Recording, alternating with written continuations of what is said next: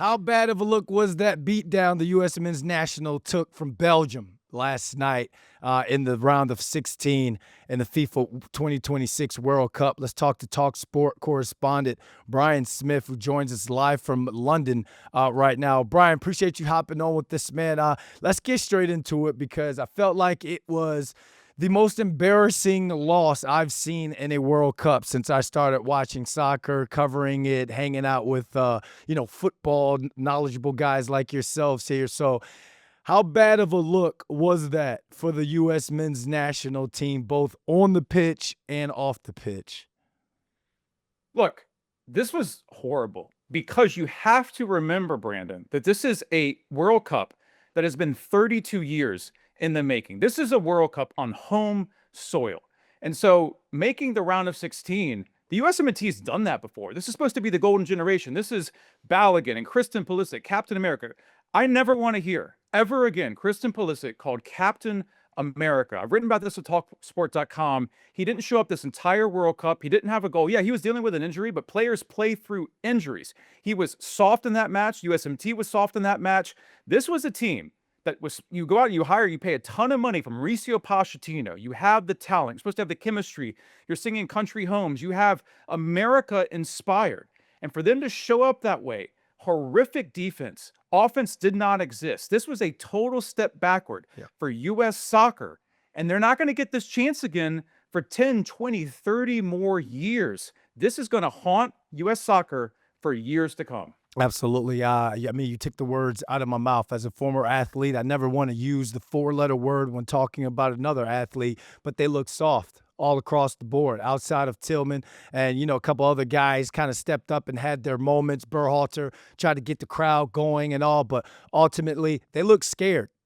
They looked scared and they looked like they were playing with pressure. It looked like the noise outside of the pitch surrounding this team, surrounding Balogun, got to them from the jump. They were flat from the jump. So how much, and you wrote all about this, you did a great job with your reports on this.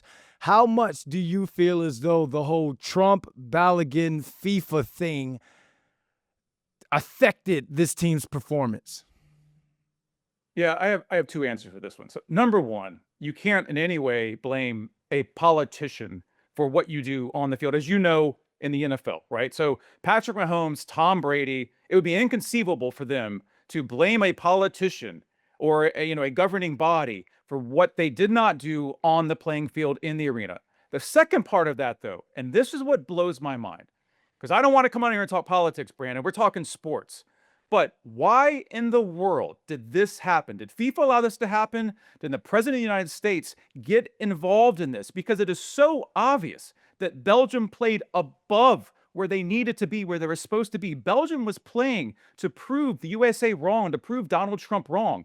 And it worked for them. So you completely played into their hands. All that mattered was winning this match, moving on to the quarterfinals. This is your World Cup. This is in the United States of America.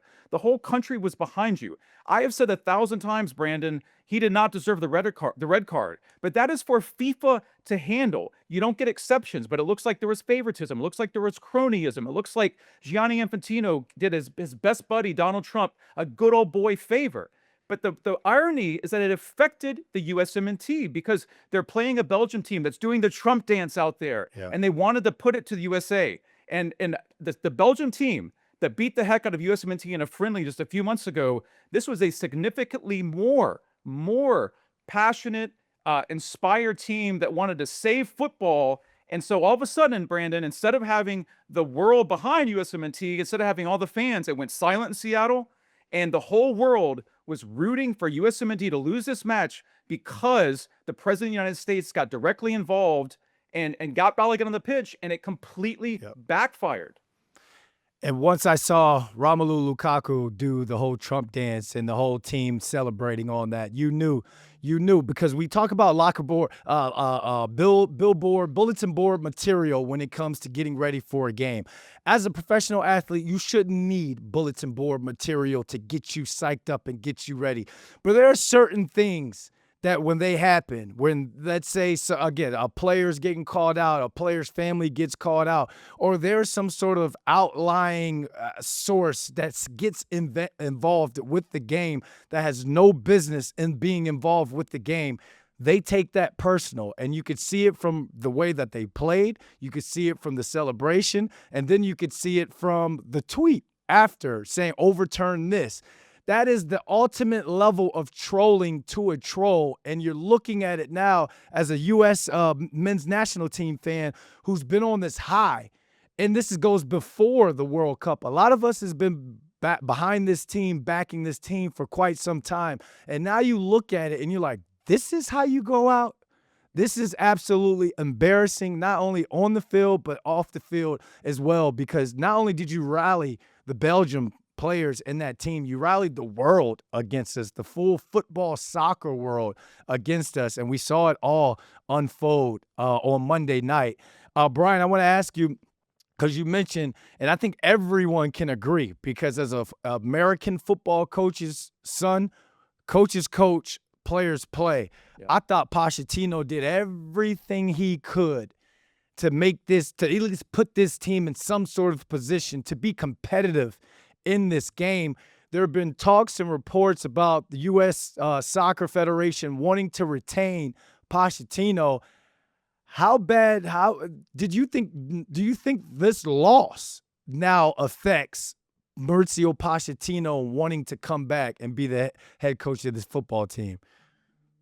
Yeah, it's a great question right now. It's something, Brandon, that, being here in London, seeing everything with the London media and how this is being covered over here and how it's being looked at by the international football community, it's been brutal. I mean, they basically think that the United States president set USMNT up to fail, but you have to move this forward. You have another World Cup in 4 years. You have qualifying. You have talent. USMNT its roster has to get better. They have to continue to develop. You have to inspire the next generation. Hopefully they did that.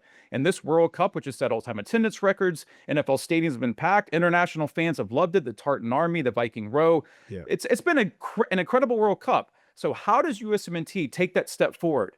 Mauricio Pochettino is a good coach. He's not a great coach. He was not a great coach at Chelsea. It did not end great at PSG. It did not end great at Tottenham for him. Mauricio Pochettino would not be a top 5, top 10 manager in the Premier League right now. I think he would actually get a bottom level job, not a relegated team, but 15 to 20. So did USMNT see enough in Pochettino that they want to sign him for 4 more years and give him a huge deal? Because for me, it's as much about the roster as it is the coach. Now, he had this team moving and they were working, but once they actually played a top 10, and Belgium's not even that great. That's the biggest disappointment. Belgium's not even a great team, but once they played a very clinical, efficient, fast, motivated, top 10, top 15 European team, they were schooled. Belgium wiped the floor with them, and this has been a recurring trend. So I think U.S. soccer has to ask itself a very, very hard question right now. Do you have the right coach who is going to win a quarterfinals match for you in 4 years in Portugal, in Spain, and Morocco, where the World Cup will be? Do you have the right coach who can set you up for Qatar 8 years from now? I don't feel like they do, and I would try to find a stronger manager, because a great coach would have found a way to at least be even against Belgium. They had the deck stacked, but I thought the players' performance, I thought the adjustments, I thought the defense was horrendously poor against Belgium, and part of that is on the coaching, Brandon. I can only put a little bit on Posh on that one, because, again, as a coach's son, there's X's and O's and there's Jimmy's and Joe's. He put them in position. Those guys are turning the ball over. Those dudes just sitting around watching the ball kind of bounce in the air in their own box. Like, that's something that Matt Freese was not Pochettino's fault. I want to get that on the record. Yeah, Matt Freese is the greatest blunder in USMNT history. I'm not blaming that on Pochettino. So I think I saw a Knicks fan this morning tweet the U.S. men's national team needed Jalen Brunson. Like, I think it's more of the Jimmys and Joes have to get better. The Jimmys and Joes have to be of top world quality, and not just, some really good MLS guys sprinkled in with some guys from Ligue 1 or Serie A And also, and that leads me to the next question, because now it seems like there's a cycle. U.S. men's national team, they get to the round of 16. They've been knocked out 5 of the last 6 World Cups from the round of 16. And then there comes the question, well, how does it get better? How do youth soccer here in America get better? I do a lot with Chelsea. I've been to Cobham. I've seen the youth program that they have over there.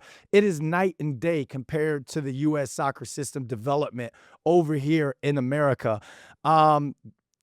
Anytime you give Americans any sort of suggestion, you're going to get some pushback. So what would you suggest in terms of how do we develop and get our players better for that next coach, maybe in, 2030, 2034? You sound like you're setting up my next column for TalkSport.com, Brandon, because I'm already thinking about this. So there's 2 parts to this. Number one, it is the youth programs. It is the next, not this current generation, it is the next generation. And hopefully they were inspired by watching Anthony Robinson and Chris Richard Yeah. and not Captain America, but Flo Balogun and what USMNT was able to do against Australia, against Paraguay in those early matches. Hopefully they were inspired. My biggest problem, and I do have a unique perspective because I spent 20 years in U.S. covering Super Bowl teams, the World Series winners, and NBA Finals, and I've covered a lot of MLS. Okay, and then I've been in London for the last 3 years and gone to 100 Premier League matches, and I'm on the tube, and everyone's watching Holland highlights every day, and Harry Kane, and everything going with the Premier League. MLS is still, after 30 years, so far behind. They have money issues. They have TV issues. They have visibility issues. It is not a major sport in America, mostly because of MLS. It's been going for 30 years. Now, it's made huge strides, don't get me wrong. But until MLS becomes a top 5 league, until Flo Balogun is playing in MLS and Pulisic is playing in MLS and Tyler Adams and Anthony Robinson, and so the best players in the United States are playing in MLS, I don't think you're going to see it. And I spoke to Brad Friedel for TalkSport about this, Brandon. He said, not in my lifetime. And I know that's hard to hear. And I'm not saying USMNT can't win a quarterfinal match in 4 years. But the Premier League is here, and La Liga and Serie A and Bundesliga, they're all here. And MLS, my hand can't go on the screen, Brandon. MLS is a 12th, 15th in the league. The Messi effect has been great for Miami and great for little kids wearing pink Miami jerseys, but it is not done enough for MLS. And MLS is the biggest drawback, because if you're an American sports fan, right now you're already thinking about NFL training camp. You're thinking about Jackson Dart and Aaron Rodgers and Patrick Mahomes and the Seattle Seahawks. Can they repeat? You're thinking about NBA and where LeBron's going to go. You're thinking about Major League Baseball and the Yankees and the trade deadline. You're not thinking about MLS. Nobody ultimately cares. If you walk into a bar in America, nobody is talking about MLS, and this is the biggest thing that continues to hold back soccer. What we saw in the World Cup for USMNT was absolutely beautiful, but living over here, seeing the passion, it is a 365, 24/7 sport over here. People live it and breathe it, and it is not a major sport in America, and that's because the professional league holds soccer back in America. Brian, I feel attacked. You saying that people are getting ready for Jackson Dart and training camp. I leave for training camp in like 2 weeks, man. I'm already thinking of what am I going to pack. Am I wearing shorts? Am I wearing joggers? How hot is it in Sulphur Springs, West Virginia? So I am the problem. You know how ESPN's going to be, right? It's going to be endless NFL. Absolutely. And soccer Absolutely. is just, I hate to say it, man, soccer's just going to disappear again in America. Well, Brian, man, we thank you for your coverage. We thank you for your reports and calling me out just now. Appreciate your time. Thank you for having me on. Cheers.